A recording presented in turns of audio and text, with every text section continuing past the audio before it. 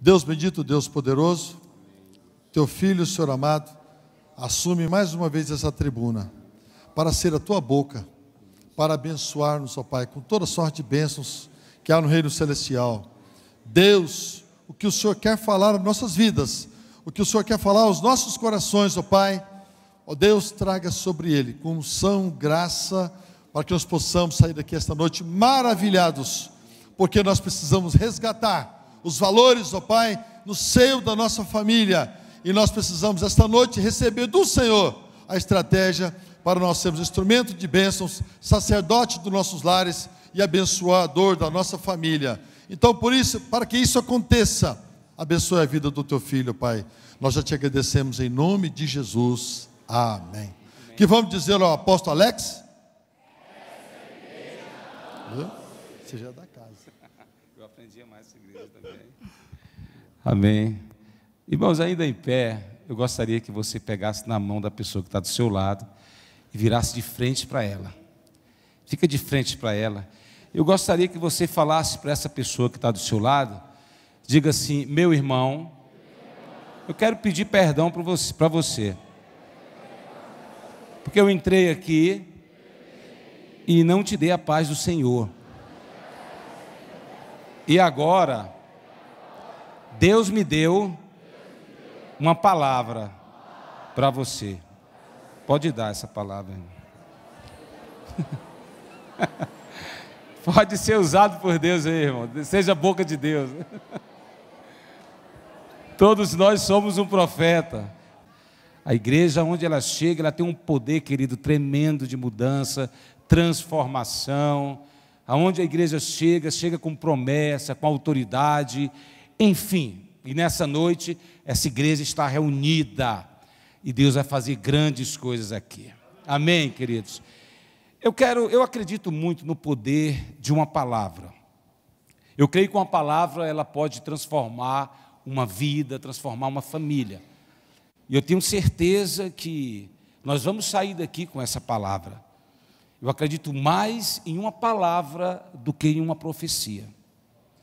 Se eu ouvir uma palavra na igreja, essa palavra tocar no meu coração, ela tem um reflexo maior do que uma própria profecia, queridos.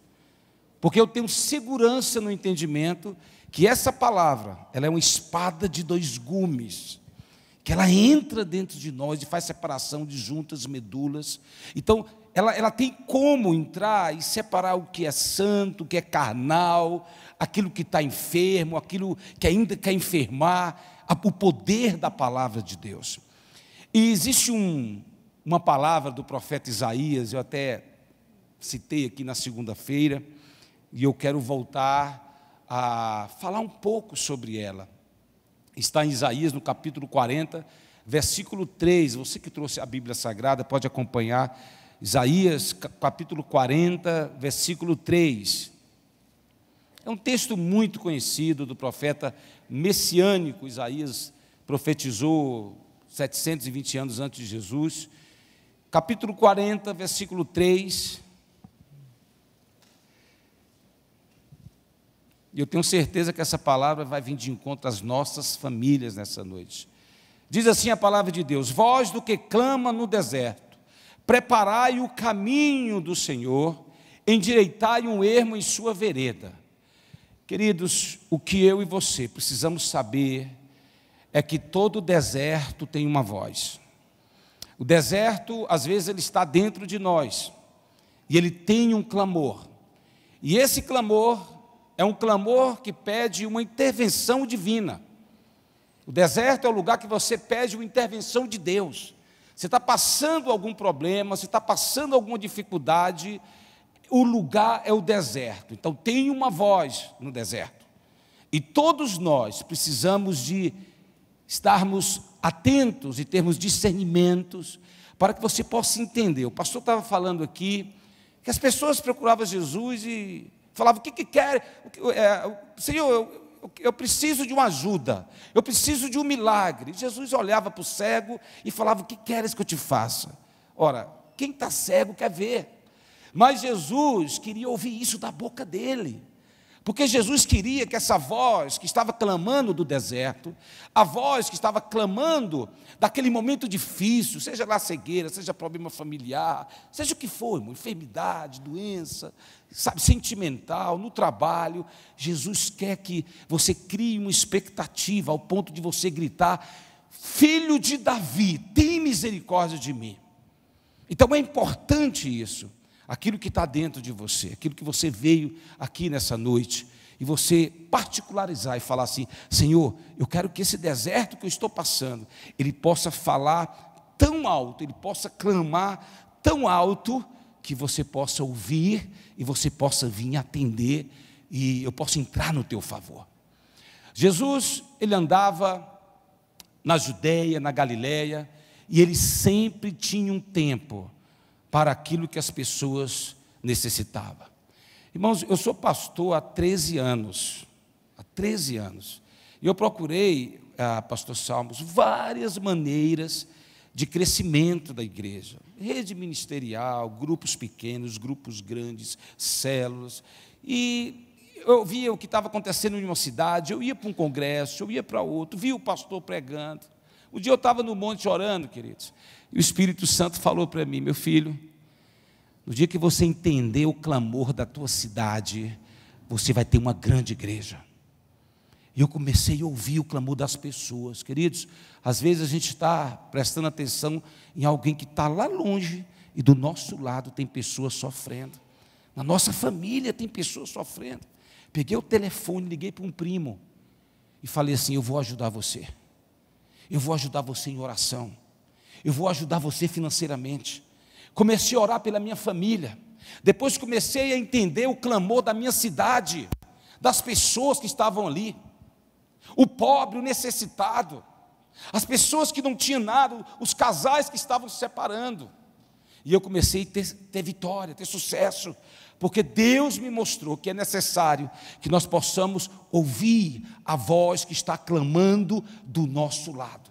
Tem alguém nessa noite ajoelhado no pé da cama e falando assim para Deus: Deus, eu preciso de um milagre, e o milagre dessa pessoa é você, querido. Deus vai usar você para que você possa dar um destino, uma voz que está clamando ao teu redor. Alguém na tua família que hoje você vai apresentar. Você dormiu com o seu marido amando você, acordou ele odiando, pois então essa voz vai se manifestar nessa noite, e Deus vai vir atender esse clamor. Quem crê, diga amém. Amém. Então Jesus parava, ele para entender as pessoas. Ele mudava a rota dele completamente para ouvir o clamor das pessoas. Aquilo era importante para ele. As pessoas chegavam e falavam: Senhor, ele parava. Quando aquele centurião, queridos, ele falou para Jesus: Senhor, eu preciso que você cure o meu criado que está paralítico e atormentado pelo Espírito. Na mesma hora, querido, Jesus parou e falou: eu vou na sua casa e eu vou dar saúde. E ele falou assim: não precisa você ir na minha casa, basta que você mande com uma palavra. Olha, nem em Israel, querido, Jesus não encontrou pessoas com tamanha fé. Um centurião, um homem honrado, chefe de 100 soldados, um homem de autoridade, mas qual foi a ação? O que ele fez? Ele acreditou na palavra. Por isso que eu creio no poder de uma palavra transformadora. Ele viu Jesus na essência que Jesus realmente é. Então ele falou assim: Senhor, eu também tenho autoridade, eu tenho soldados à minha disposição, e eu mando eles irem, eles vão, eu mando eles voltarem, eles voltam. Manda somente com uma palavra. E Jesus parou, queridos, e Jesus ficou assim atônito, porque ele falou: olha, eu não vi tanta fé nem em Israel. Mas sabe por que Jesus falou isso? Porque foi o primeiro homem que viu a essência de Jesus. Aquele homem, ele viu Jesus não só Ele não viu aquele Jesus que está pintado ali, que tem uma cara de europeu, sabe, com os olhos azuis, não. Ele viu Jesus como um general e, sobretudo, ele viu um exército de anjos por trás de Jesus. E ele falou: manda com a palavra, porque eu também tenho homens ao meu dispor. E ele viu os anjos que estavam com Jesus, que às vezes, queridos, nós não vemos esses anjos, mas eles existem. E Jesus parou e falou assim: como é que você conseguiu ver esses anjos? Lógico, eu estou parafraseando, isso eu estou falando aqui, mas Jesus viu, aquele homem viu a essência de Jesus. Manda com a palavra. E Jesus ficou atônito. Jesus mandou com a palavra. E você sabe quem foi levar essa palavra? O mensageiro de Deus, ângelos, mensageiro de Deus. Hoje tem anjos aqui neste lugar, que vai ouvir o nosso clamor, que vai ouvir a voz que clama no deserto, aleluia. E ele vai vir com uma palavra, querido, por isso que eu creio em uma palavra poderosa que pode transformar. Agora, existe algo tremendo, queridos, que nós precisamos entender sobre esse relacionamento do homem com Deus. A Bíblia fala de altares, e o altar é uma porta de comunicação. Todos os homens de Deus, os grandes homens de Deus, quando tinham necessidade, eles levantaram um altar e um sacrifício.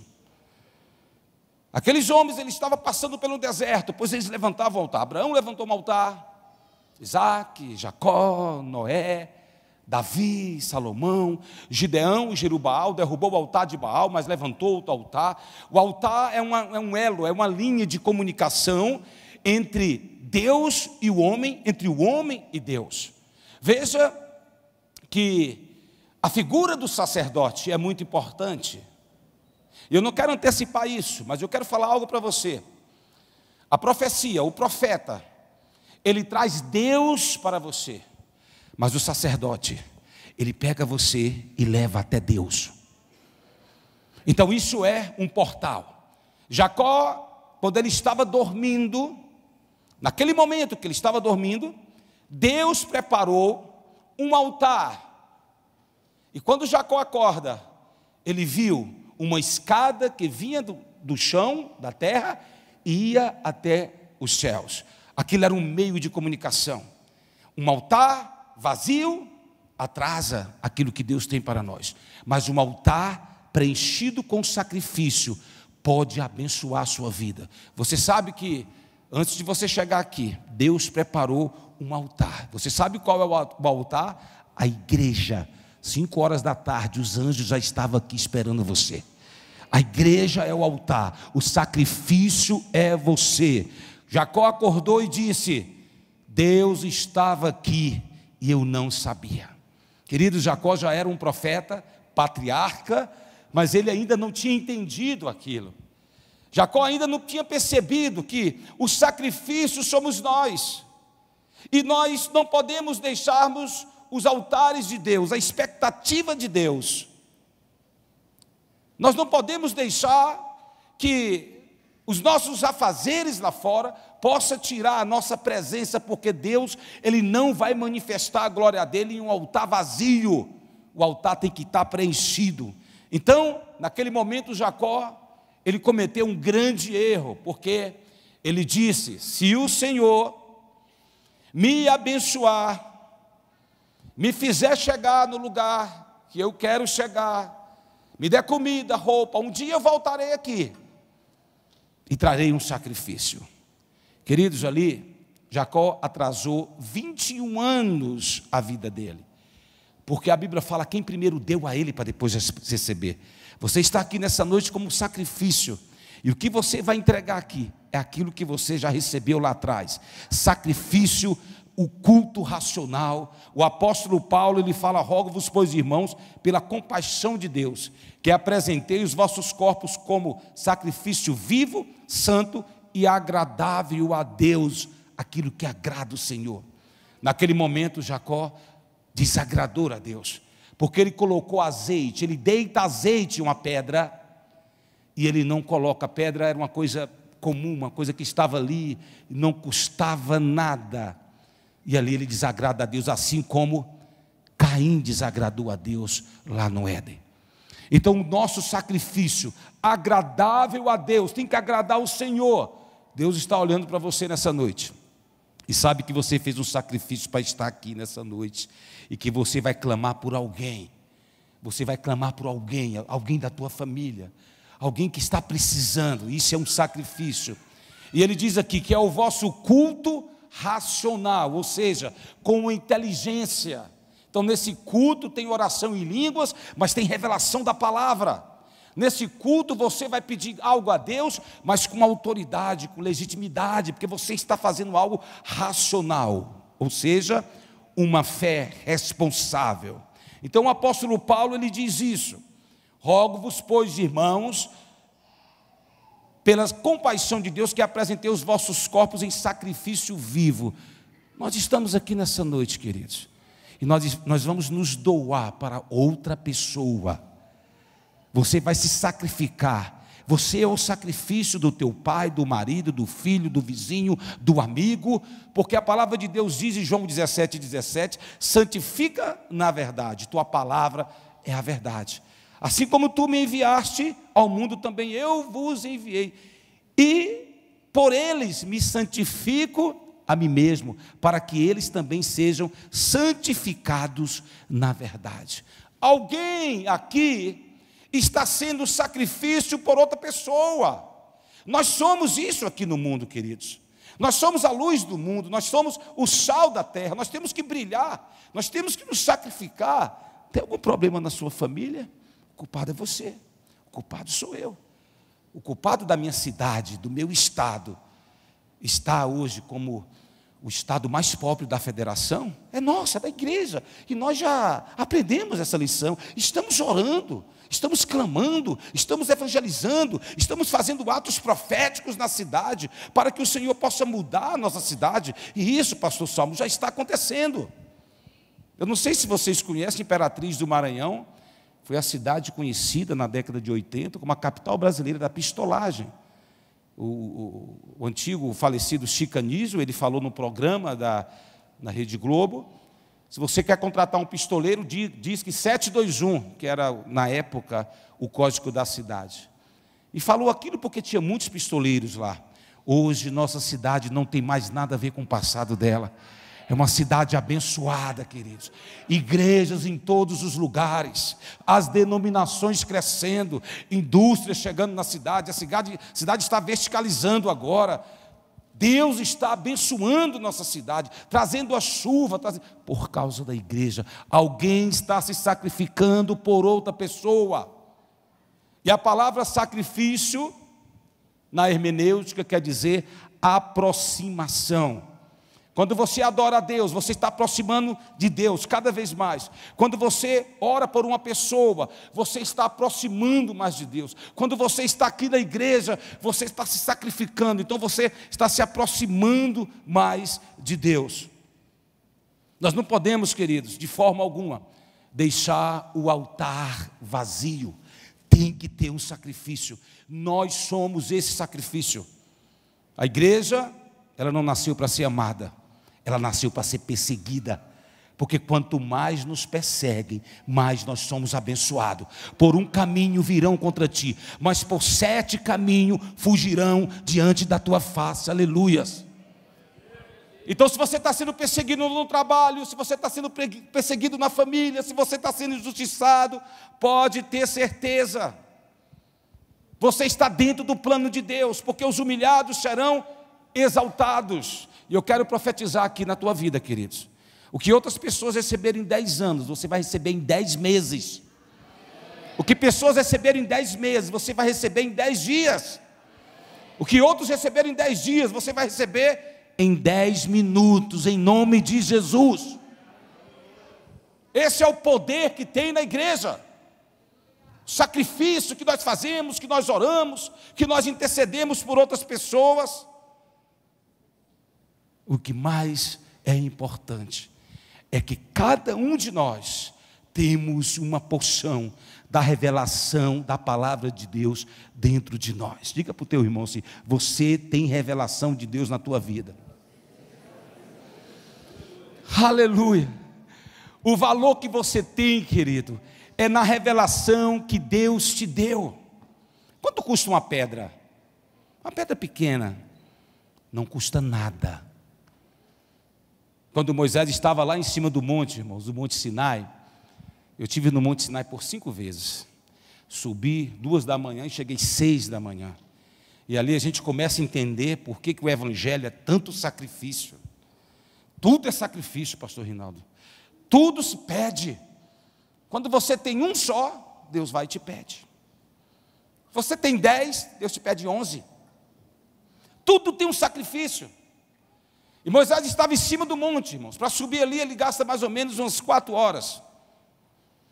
Quando ele estava lá em cima do monte, Moisés conhecia tudo ali, uma região de muitas pedras. Deus desce, pega 2 pedrinhas, que não valia nada. E ali com aquelas 2 pedras, queridos, ele escreve a coisa mais importante da humanidade. Ele escreve a revelação da palavra dele com o dedo de Deus.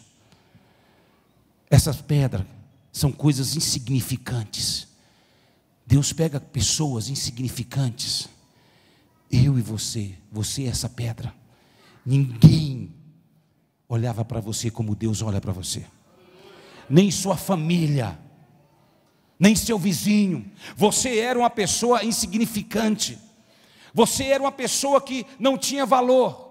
Mas sabe o que aconteceu, queridos? A maior importância é que dentro de você há uma revelação poderosíssima da palavra de Deus. E isso é a nossa herança. Isso é aquilo que transforma. Isso é aquilo que faz aquele que está triste ficar alegre. Aquele que é tido como morto, mas está vivo. Aquele que as pessoas falam que é pobre, mas está enriquecendo a muitos. Não tem nada, mas tem o tudo. De repente você não tem nada, querido. Você começa a conversar com pastores, com irmãos, você vai ver a mesma coisa, a mesma ação de Deus. O camarada chega, não tem nada, está passando um problema, daqui a pouco ele está na bênção.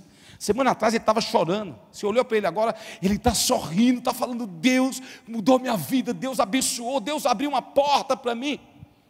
Porque essa pessoa está se sacrificando para Deus, e cada vez que ela se sacrifica, ela se aproxima mais de Deus, irmãos. Deus prepara o altar e ele se levanta do trono dele. Aí você entra com o sacrifício. Você é o próprio sacrifício. Você é o sacrifício humano com o vosso culto racional. E Deus levanta do trono dele. E seja o que for, querido, seja gente, problema na família, seja doença, seja enfermidade, tristeza, depressão, qualquer coisa que tiver, ele é capaz de curar, de abençoar, porque ele te ama. E existe dentro de você uma grande revelação da palavra dele. Aleluia. Deus plantou uma fonte dentro de você, e a Bíblia fala que o nome dessa fonte é vida abundante. Diga comigo: vida abundante. Toda fonte na sua nascente, ela é limpa, ela é pura, mas no percorrer do rio, ela vai se contaminando, ela vai sujando. Querido, o grande problema é o caminho, é quando você vai percorrer esse caminho. Você entregou sua vida para Jesus e você começou algo tremendo, fantástico, uma experiência maravilhosa. Você vinha para a igreja e você orava, e você dava glória a Deus. Você pegava a sua Bíblia, botava no peito, tinha prazer de sair com a tua Bíblia no peito, e era tudo legal, o primeiro amor. Aí no percurso, aquela fonte que era limpa, ela vai sujando. Então aí vai entrando problemas, vai entrando decepções, você começa a olhar em pessoas, você começa a ter resistência, e quando você vai olhar, você começa a perder a paixão, você começa a perder o labor, você começa a perder a vontade, você começa a achar tudo natural. Você começa a olhar para as pessoas e vai falar: mas isso está ficando uma coisa normal, o culto de quarta-feira, eu já sei até o que vai acontecer no culto de quarta-feira, o irmão, o pastor que vai falar, essa palavra aí eu já ouvi, e aquilo que era sagrado, aquilo que era uma bênção para você, virou uma coisa normal. Mas calma, querido, esse percurso faz isso com a gente. Eu também já senti isso, já tive vontade de desistir, e não faz muito tempo atrás, Porque pastor, toda segunda-feira ele pensa em desistir. Quarta-feira ele já começa a mudar, e aí depois na quinta-feira está tudo normal de novo, né? E eu pensei em desistir também. Mas eu me esqueci que tem uma fonte dentro de mim chamada vida abundante.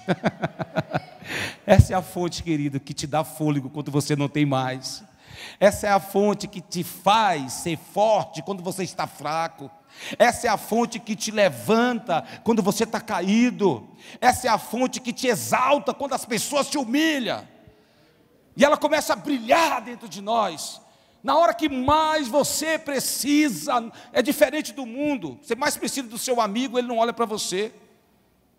Precisei do meu amigo, agora que eu precisei de você, rapaz, você... Com Deus é diferente, querido. Quanto mais você precisa dele, é a hora que ele chega. E ele dá a mão dele e fala assim: filho, vem, levanta. Jesus olhou para Pedro e falou assim: Pedro, aleluia, eu te entendo, rapaz, você me negou, você foi corajoso, você ainda estava aqui no meio de todo mundo, você acompanhou, os outros pelo menos fugiram. Jacó, fica tranquilo, eu te entendo. Quem foi que falou que você é suplantador? A palavra Jacó quer dizer aquele que sai segurando o calcanhar do irmão. Jacó nunca roubou nada, querido, ele pagou pelo direito de primogenitura. Ele trabalhou para casar com a filha e ele foi enrolado. Mas todas as pessoas que pregam sobre Jacó dizem que ele era enrolador, que eu não vi nada disso. Sabe por quê? Porque Deus olhou para ele e falou assim: fica calma, Jacó, fica tranquilo, eu sei que você é um homem bom, tem algo dentro de você, fonte de vida, uma vida abundante, que é coisa boa, e eu te entendo. São nesses momentos, queridos, que nós precisamos entender Deus. E você só vai entender Deus. Você pode fazer tudo de bom, você pode pregar bem, você nunca vai pregar que nem Jesus. Você pode cantar a mais bela canção, você nunca vai cantar como Jesus. Você pode curar milhares de pessoas, mas você nunca vai curar como Jesus. Mas tem algo que você faz que você se iguala a Jesus: quando você perdoa aquele que fez alguma ofensa contra você, você fica como Jesus. E Deus levanta do trono dele, porque quando Jesus estava sendo crucificado, ele falou: Pai, perdoa, porque eles não sabem o que fazem. Irmãos, eu não dava para ser Deus nem em 10 minutos. Não dava, querido. E é por isso que eu não sou, e nem você, porque a nossa misericórdia, pastor, ela dura, não sei se pelo menos 30 segundos, a de Deus se renova a cada manhã. Então nós precisamos entender isso. Jeremias passou por tudo isso, queridos. Abraão, Isaac, Jacó, Moisés, Elias, Davi. E Jeremias passou uma crise muito grande, porque estava passando uma crise interior, crise familiar, crise de identidade, crise do percurso. A fonte de Jeremias já estava suja há muito tempo, porque aquele rio, aquele percurso, ele sofreu muito. E aí Deus chama ele e fala: Jeremias, no capítulo 18, versículo 2: levanta-te e desce à casa do oleiro, e lá te farei ouvir as minhas palavras.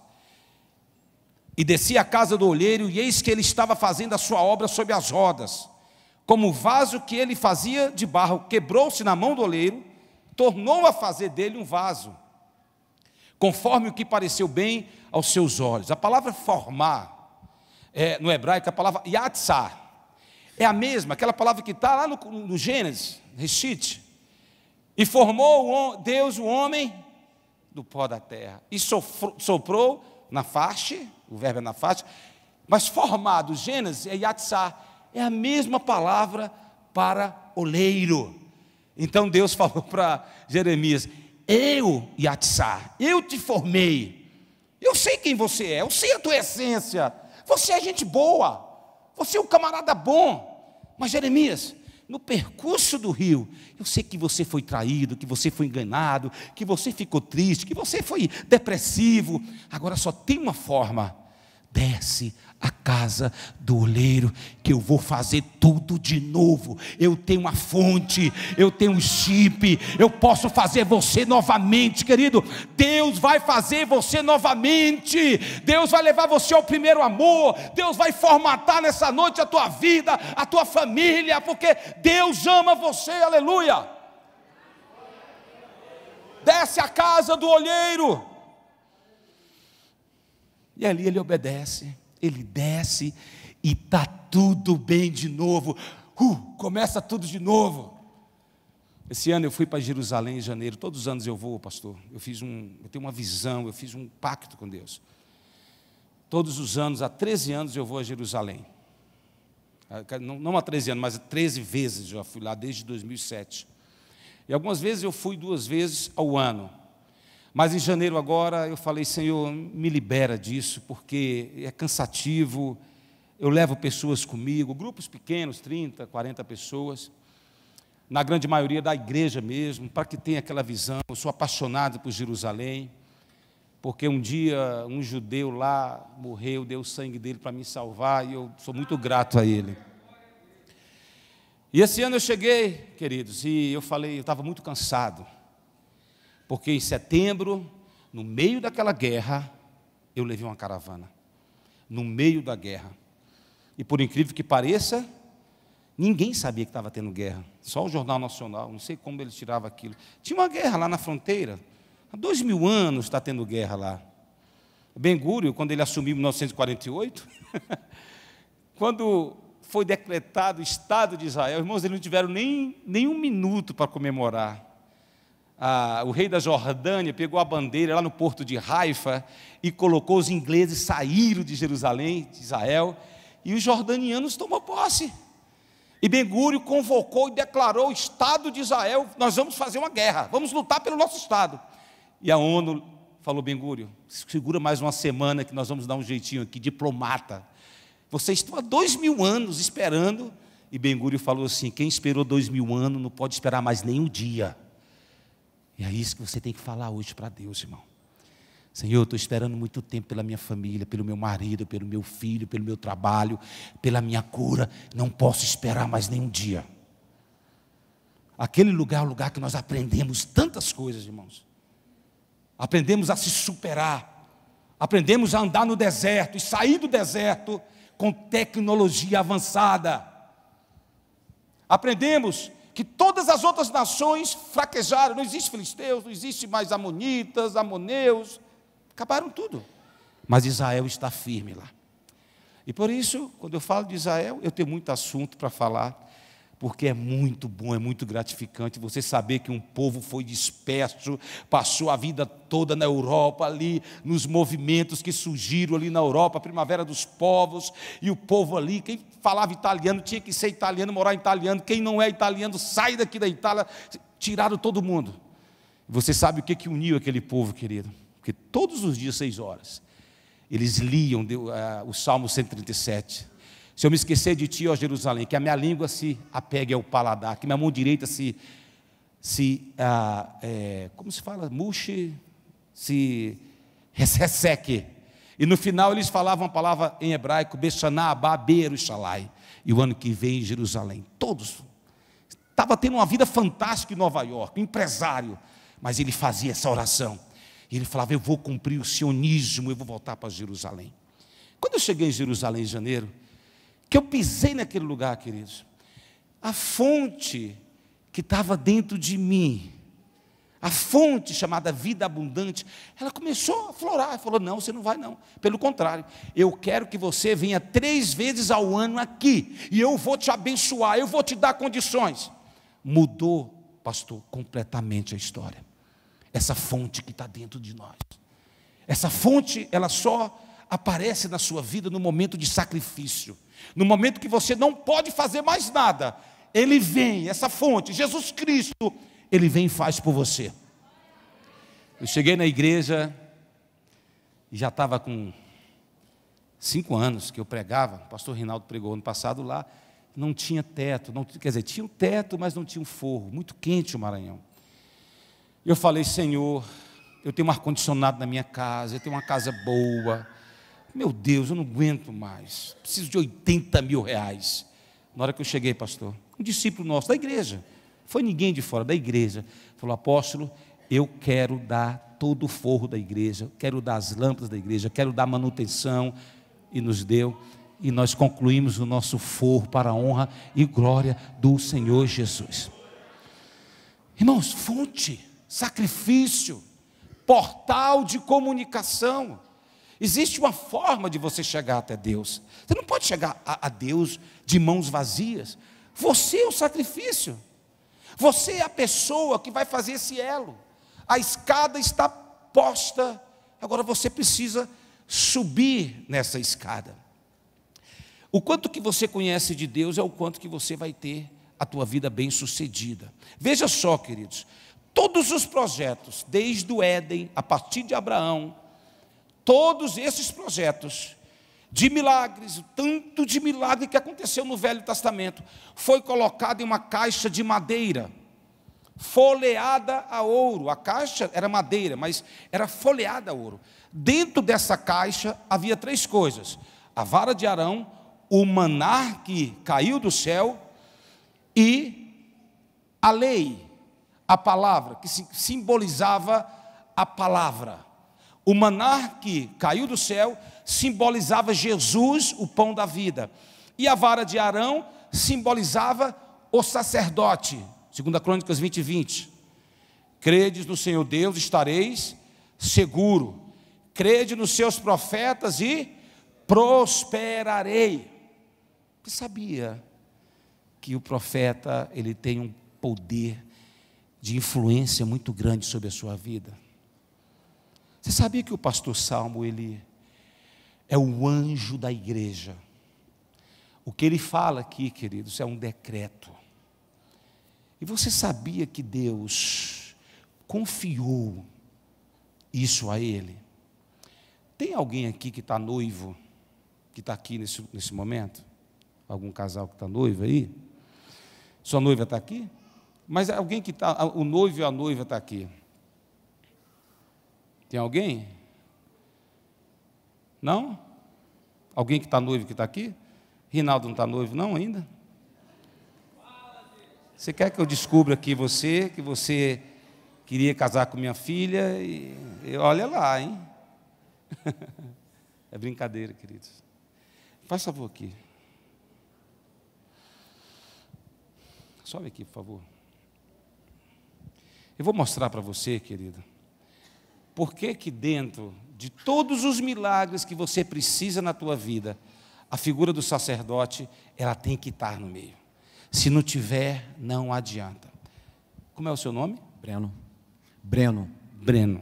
Você está noivo? Como é o nome da sua noiva? Yasmin. Ela não está aqui? Não. Ela é bonita? Demais. Qual a idade dela? 19 anos. Breno, deixa eu te falar uma coisa. Eu sou pastor. Você acredita que eu sou homem de Deus? Acredito, creio. Amém. Eu estou hospedado no hotel e eu estou aqui desde sexta-feira, então, muito longe da minha casa. Deus criou uma situação, né, pastor Salmo? E eu acabei ficando aqui mais 2, 3 dias. Todas as noites, quando eu vou dormir, a minha esposa, ela pega um creme, eu não sei, tem uns cremes, a gente traz sempre de Israel, lá do Mar Morto, é um creme fantástico. E ela faz nos meus pés uma massagem. E ela não está aqui. Eu perguntaria a você teria como deixar sua noiva fazer essa massagem nos meus pés hoje à noite? Não. Nunca? Jamais. Você não confia que eu sou um pastor? Confio. Então por que você não quer deixar que ela... Ela é minha noiva. É tua noiva. Agora escute, olha para cá, irmãos. Ele está certinho, isso tudo que eu estou falando é só um exemplo. Ele não confia a noiva dele para mim, que sou pastor.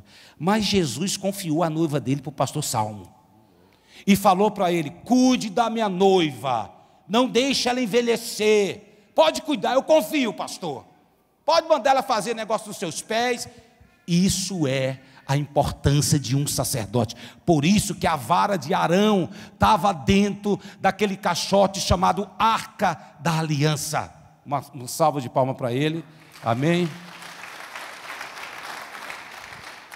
Então tudo que nós temos de revelação estava dentro de um caixote. Agora, queridos, presta atenção, aquilo era a arma secreta de Israel, aquilo que fez Davi vencer a batalha. Davi não tinha como ganhar de Golias, mas tinha uma arca ali que dava vitória a ele. Por isso que Davi tira a arca de trás e leva para todo o povo.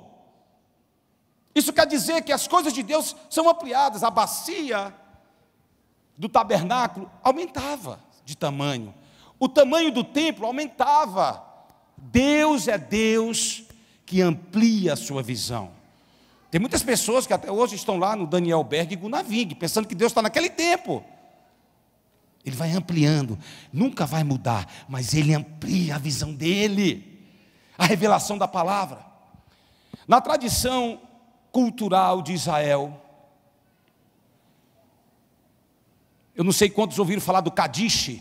Kadish era quando alguém perdia um ente querido, e ele tinha que ir lá no templo, e ele recitava o Kadish, dizendo que Deus, Tu és dono do ouro, da prata, da vida, e eu te amo a si mesmo. O camarada está falando isso, mas tem 3, 4 caixões ali dele. Ló fez isso, 10 caixões, ele recitou o Kadish. Quando um filho amado morria, ele fazia isso. E na cultura hebraica, quando um filho, um ente querido morria, aquele que mais o pai amava, eles rasgavam as suas vestes. Um dia Moisés quis ver a glória de Deus. Shekinah, que era um portal que havia naquela época, a Shekinah de Deus. E ele subiu em cima do monte, mas ele viu as vestes de Deus. Um dia, Deus pegou o único filho dele, queridos, o que ele amava, e ele entregou, ele sacrificou, ele deu. Até naquele tempo, apenas no Yom Kippur, o dia do perdão, uma vez por ano, o sumo sacerdote entrava e o povo ficava à porta da tenda, esperando a revelação, a Shekinah de Deus para curar as pessoas, para livrar a família, para livrar do inimigo. Uma vez por ano, aquela revelação. Preste bem atenção. Jesus era judeu, e quando ele morreu, a Bíblia fala que o véu do templo se abriu de cima para baixo. Se Jacó rasgou as suas vestes quando supostamente José morreu, quando Jesus morreu, Deus rasga as vestes dele, aleluia. Ele abre o acesso agora, e tudo que está dentro daquela madeira, da arca da aliança, a revelação, aleluia, o maná que nos financia a nossa vida. A arca da aliança tem o maná, tem a vara de Arão, e tem também a revelação da palavra.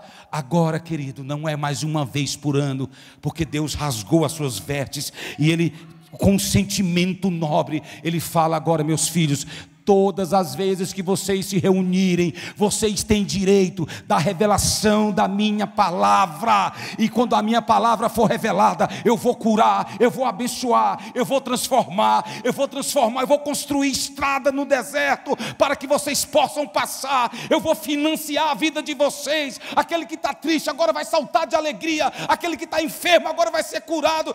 Querido, se há alguém que crê aqui, por favor, aplauda o Senhor Jesus, aleluia.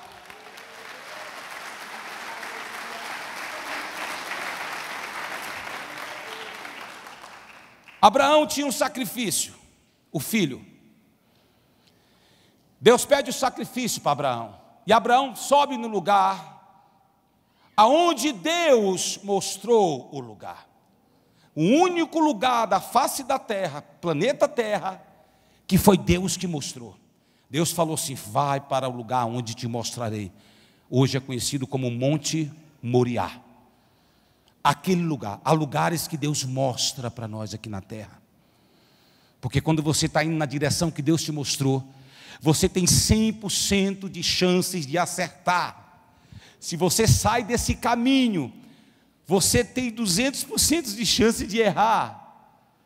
Querido, Abraão vai para aquela montanha, e ele leva um sacrifício, o seu filho. De um lado Abraão estava subindo a montanha, daquele lado da montanha ele não via quem estava do outro lado. E sabe quem estava do outro lado? Deus. Abraão subia até 30% da montanha, Deus subia até 30%. Abraão subia até 50% da montanha, Deus subia 50% da montanha. Abraão descansava, Deus descansava, porque Deus respeita e te dá livre-arbítrio. Ele fala para você, através da fonte que está dentro de você: não desista, eu sou o teu Deus. Ainda que o exército te cercasse, não temeria. Ele tem a palavra para te revelar, por isso ele te respeita. Livre-arbítrio. Você não pode desistir do teu chamado, daquilo que você está lutando. Você não pode desistir da voz que está clamando dentro da tua vida. Aleluia. Abraão sobe 80%, Deus sobe 80%. Deus está vendo Abraão, mas Abraão não está vendo Deus, porque é uma montanha. Abraão está desse lado, Deus está desse lado.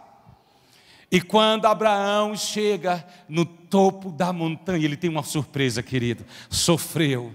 Irmão, subiu uma montanha difícil, subiu uma montanha com um filho de mais ou menos 30 anos, não é fácil. Toda hora o menino perguntando: o que vamos fazer lá? Cadê o sacrifício? Está aqui. Ele: calma, Deus proverá para si o sacrifício. Ele não via Deus, mas ele confiava em Deus. E quando ele chega no topo da montanha, ele vê Deus, e Deus falou assim: você conseguiu. Eu ouvi o teu sacrifício, e o teu sacrifício te dá direito, Abraão, a tu ter uma posteridade, a tu ter uma família abençoada. Aqueles que te abençoarem serão abençoados, Abraão. Aqueles que te amaldiçoarem serão amaldiçoados, Abraão. Abraão, em ti todas as famílias serão benditas, abençoadas, querido. Vale a pena você chegar lá em cima da montanha com teu sacrifício. Vale a pena você ouvir Deus. Vale a pena você chegar e falar assim: combati o bom combate, acabei a carreira e guardei a fé. Vale a pena acontecer isso, porque no topo da montanha está o nosso Deus para nos recompensar, para nos abençoar, para nos dar aquilo que você tanto está precisando. E nessa noite, querido, Deus está aqui. Há um portal de ligação hoje. Tem uma escada aqui. Ela parte daqui da terra e ela chega nos céus. Anjos sobem e descem. Eu creio que a palavra que foi liberada aqui na tua vida, ela vai produzir 30 por 1, 60 por 1 e 100 por 1. Eu creio que você vai ver os teus filhos, os teus netos, você vai ver toda a tua família até a 4ª geração. Eu profetizo que você não passará pela morte, mas você vai ser arrebatado. Você não entendeu? Eu profetizo que você não vai morrer, você vai ser arrebatado. Tem algum crente que crê nisso aí? Aleluia. Sexta-feira, quando eu estava saindo da minha casa para cá, uma irmã fiel, muito fiel. O marido dela tinha largado por um amante, e a amante disse a ele para que ele voltasse, ficasse, porque ela era uma irmã de posses, ele também, porque ele ia, junto com essa amante, tomar tudo que ela tinha. Eu falei para ele: minha filha, para ela, minha filha, vamos esperar em Deus. Apóstolo, eu vou procurar um advogado. Não, seu advogado é Jesus. Eu falei: apóstolo, eu não aguento mais um ano esse homem me batendo. Eu durmo em um quarto, ele dorme em outro. Eu fico com medo de ele tirar a minha vida. Não faça nada. Nós temos um advogado, Jesus. Ele está vendo tudo. Você está do lado dessa montanha, ele está aqui também. Ele sabe a hora que vai chegar no topo. E sabe o que aconteceu? No sábado, eu recebi um e-mail, no WhatsApp, uma foto de um carro que se chocou, colidiu de frente com uma carreta na BR-010, e ali estava um homem e uma mulher, a filha dessa mulher, e esse homem faleceu com a filha dessa mulher embriagado. Queridos, Deus vai tomar a tua causa hoje. O que precisar fazer, Ele vai fazer. Eu não quero que Ele tome teu marido e leve, mas se precisar, Ele vai fazer isso. O nosso Deus não é irmão que vinga irmã, por isso que eu não canto lá na igreja algumas músicas de vingança. Quem te viu passar pela prova e não te ajudou, agora é um irmão vingando o outro. Não, a vingança é de Deus. Eu mudei para um apartamento, meu sonho, minha família, minha esposa falou: amor, estamos felizes aqui no 10º andar. No 9º andar, queridos, tinha um senhor, um velhinho já, 80 e tantos anos. E ele começou a implicar com minha filha mais nova. E um dia eu cheguei na porta do prédio e minha filha estava... Eu falei: que foi? A minha secretária falou: foi aquele senhor que gritou com ela. Eu falei: Senhor, eu não vou me trocar com um senhor desse aqui, meu Deus, eu já tenho tanta guerra espiritual, meu pai.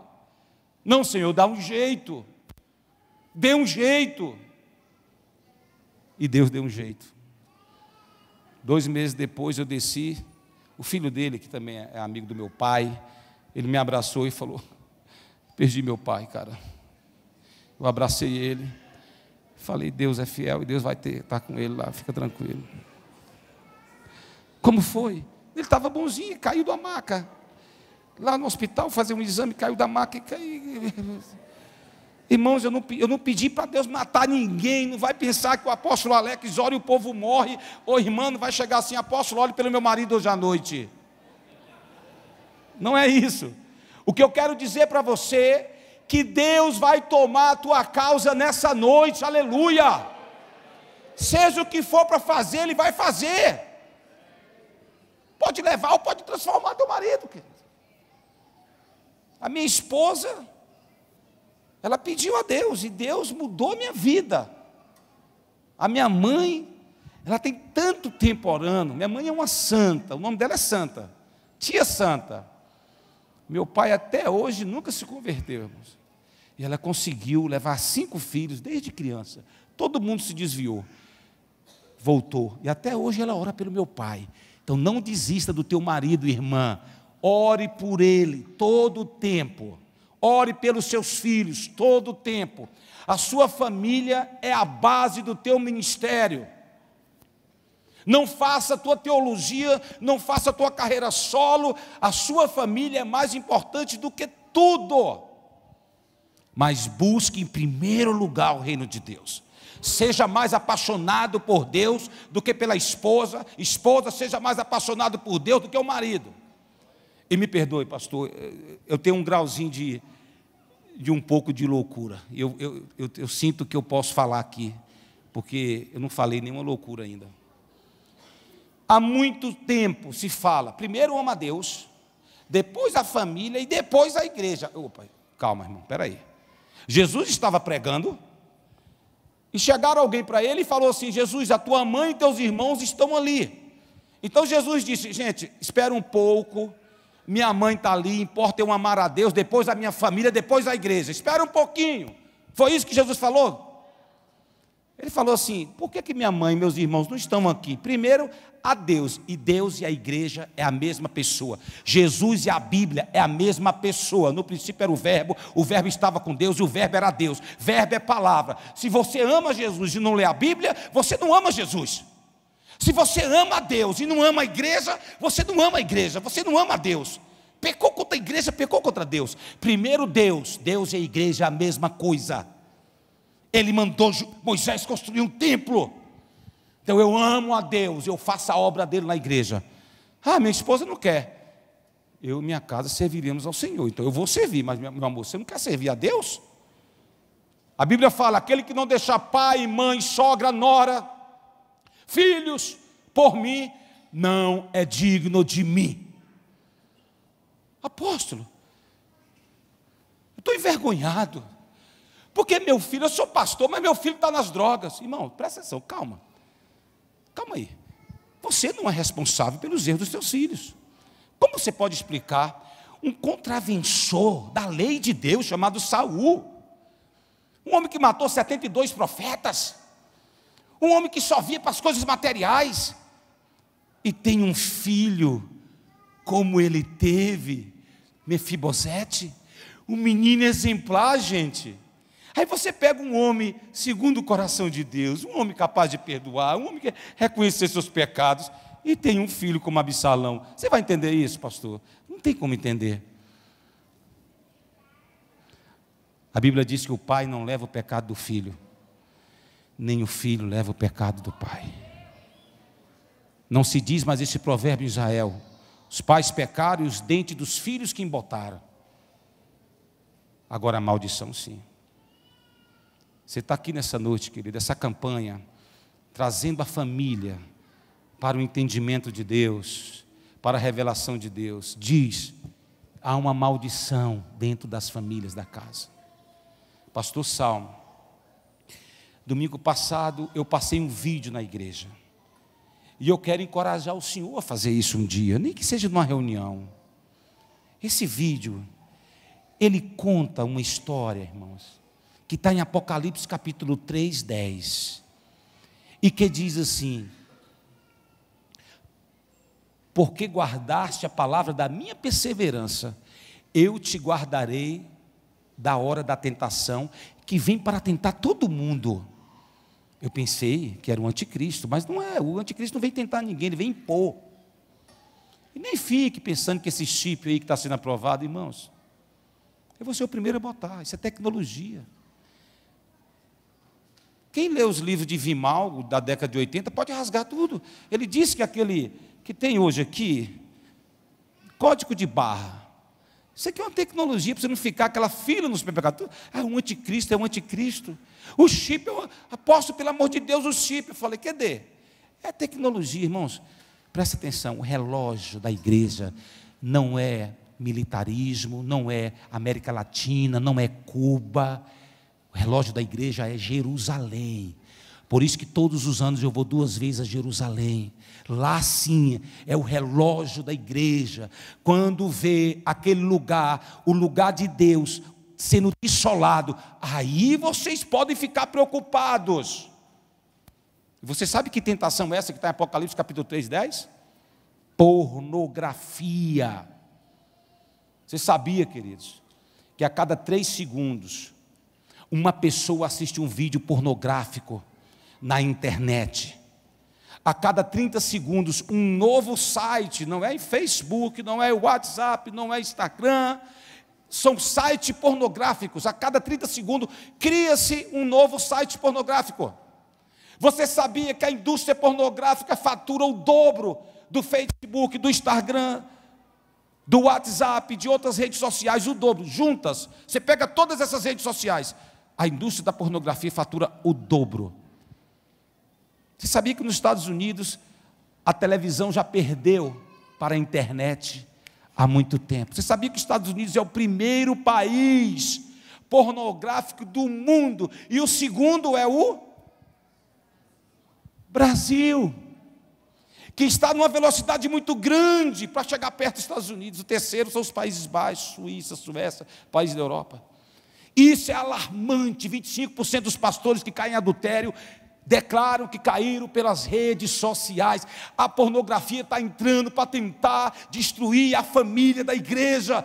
Parte do que você vai pedir para Deus hoje, quando nós formos orar, vai estar ligada à pornografia dentro da internet, queridos. Se você pegar os pastores e falar assim, qual o problema dos casais da igreja? Infidelidade conjugal vem através da internet. Mas Jesus disse lá em João 17, 17, não quero que tires do mundo, Senhor, mas livra do mal. Pega a internet e usa, como o pastor Rinaldo fez aqui na segunda-feira, Impactados. Vou fazer domingo na igreja, não domingo não, agora vai ter o congresso amanhã, o momento selfie. Você vai bater um selfie e vai postar, mostrando aonde você está. Você está dentro de um altar, e o sacrifício é você, na igreja. E as pessoas vão olhar, aleluia, porque a Bíblia fala que nós estamos cercados por uma multidão, uma grande nuvem de testemunhas, e ela vai olhar, opa, estou vendo, está dentro da igreja, que bênção. Use as redes sociais para beneficiar o reino de Deus, mas tenha cuidado, queridos, tenha cuidado, porque o diabo está de olho na sua família.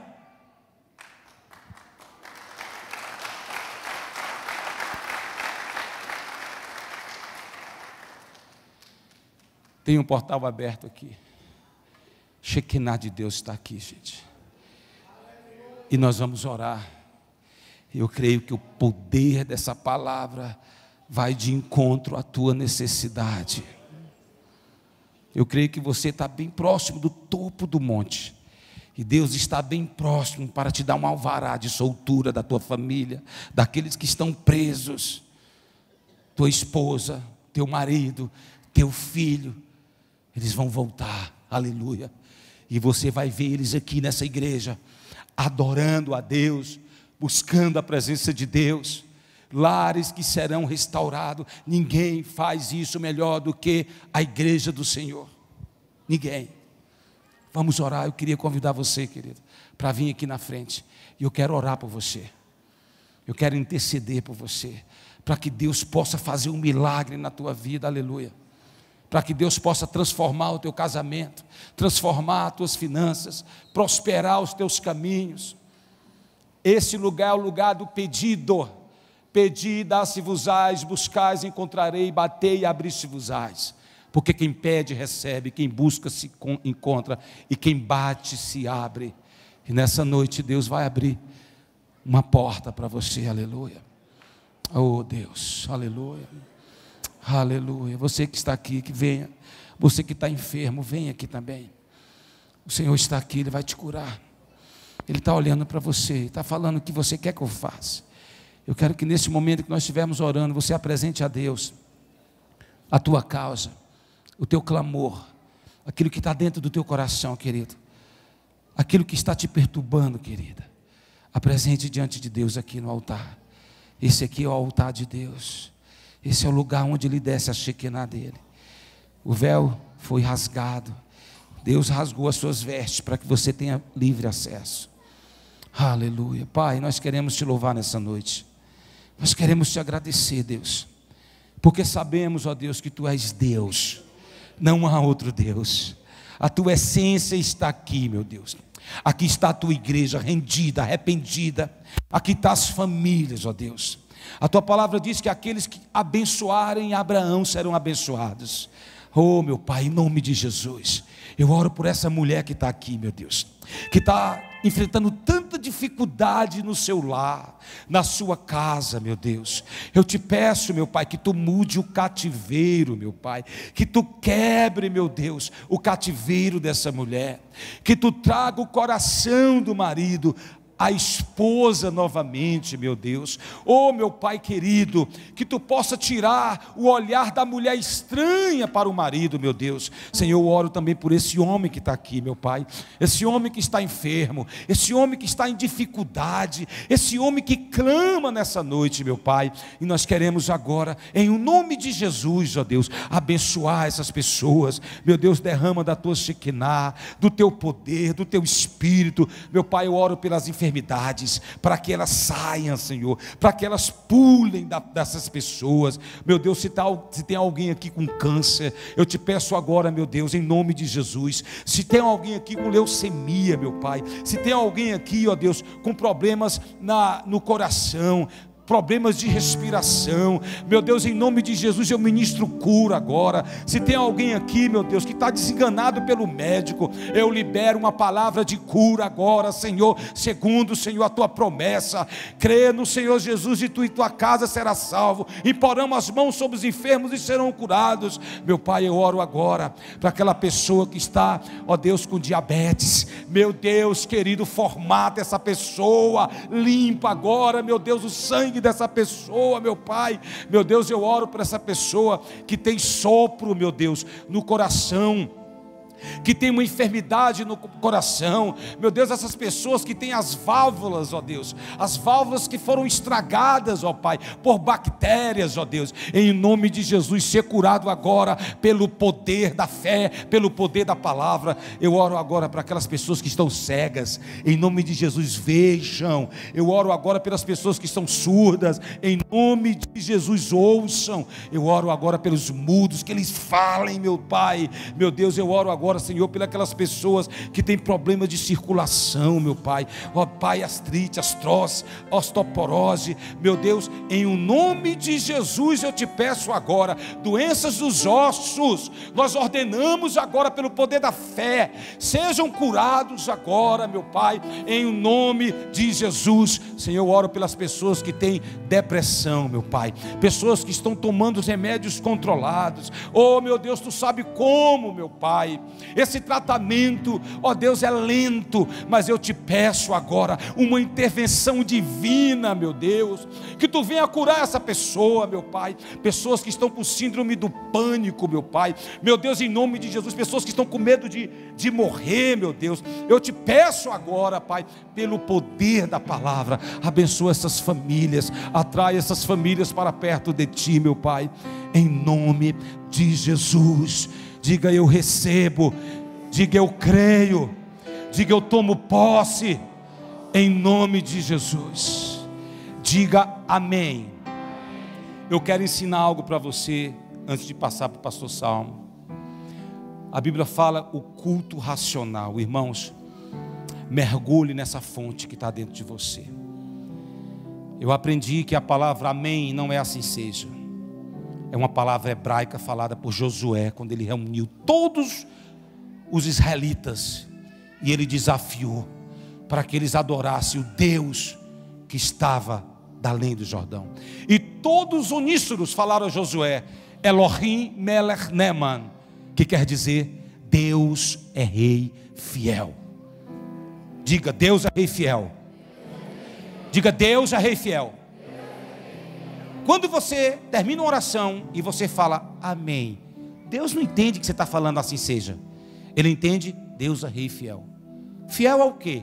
A promessa que ele fez a Abraão, Isaac e Jacó. E você fala: Senhor, cura meu marido, Senhor, cura minha filha, em nome de Jesus. Aí, amém. Aí Deus vai entender, Deus é rei fiel. Aí ele vai lembrar que ele fez uma promessa. Elohim, né? Zacarias falou isso quando estava no cativeiro babilônico. Ele levantou os braços para os céus e falou: Deus, por que nós estamos sofrendo? E no final ele fala: Elohim Elenema, Deus é rei fiel. Tu fizeste uma promessa, não é porque eu mereço, não é porque você merece, irmão, você não merece nada, mas é porque Deus fez uma promessa. E a vocação e a promessa de Deus são irrevogáveis. Não é questão de nada, irmãos, é questão de escolha. Deus escolheu você e tua família para te abençoar. Você é detentor da promessa de Deus, da herança sacerdotal. Você é detentor da cura. A doença pode até vir em você, pode vir, mas você vai falar: não vai ficar em mim, porque Deus me deu uma palavra. Isaías fala que ele tomou sobre ele as minhas enfermidades. Aleluia. Fale isso com entendimento, irmão. Não vá para a UTI, não vai para o centro cirúrgico. Ai, meu Deus. Vá para o centro cirúrgico falando: doutor, quem vai me operar é Deus. Você vai ser apenas um instrumento. E você vai sair curado em nome de Jesus. Ah, apóstolo, mas eu queria ser curado na hora. Não. Quem lembra de Ezequias aqui? Isaías entrou na casa de Ezequias e falou assim: olha, bota a tua casa em ordem, porque tu está enfermo e você vai morrer. Porque quem tem casa desorganizada morre cedo. A casa tem que estar em ordem. Aí ele pegou e falou: peraí, calma aí, peraí. Foi lá para o quarto dele e começou a chorar e falou assim: Senhor, peraí, eu te sirvo mais de 15 anos, fiz a escola bíblica dominical, fui para o batismo, trabalho na igreja, eu canto na igreja, te sirvo, o que está acontecendo? Me dá mais uma chance. Aí ele diz: Elohim Elenema, tu és Deus rei fiel, cadê a promessa? Antes que Isaías saísse de dentro da casa dele, Deus falou assim: Isaías, volta, diga a ele que eu vou dar mais 15 anos. Irmãos, uma pessoa que está com 88 anos, 90 anos, receber mais 15 anos, é bom ou não é? Aleluia, diga: Deus é rei fiel. Aí como é que ele foi curado? Instantaneamente? Isaías pegou uma pasta de figo e esfregou nele. Sabe o que é isso, irmão? Remédio homeopático. A gente é curado com remédio também, irmão. Tome um remédio. Se Deus te quiser curar agora, Ele cura.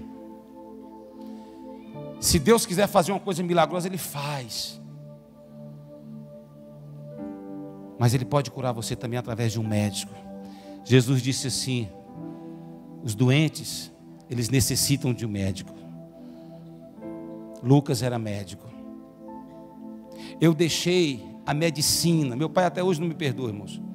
Ganhar 50 mil reais. Até hoje ele é chateado comigo para ser pastor. Eu ia fazer vestibular para médico e medicina e desistir. Tem muita gente que pensa, era médico? Não, eu ia prestar vestibular e desistir. Irmão, saia daqui hoje abençoado por Deus. Você está curado, você está abençoado, sua família está abençoada. Amém? Vocês não aprenderam? Amém? Amém? Dê um aplauso ao Senhor, pastor Salmo.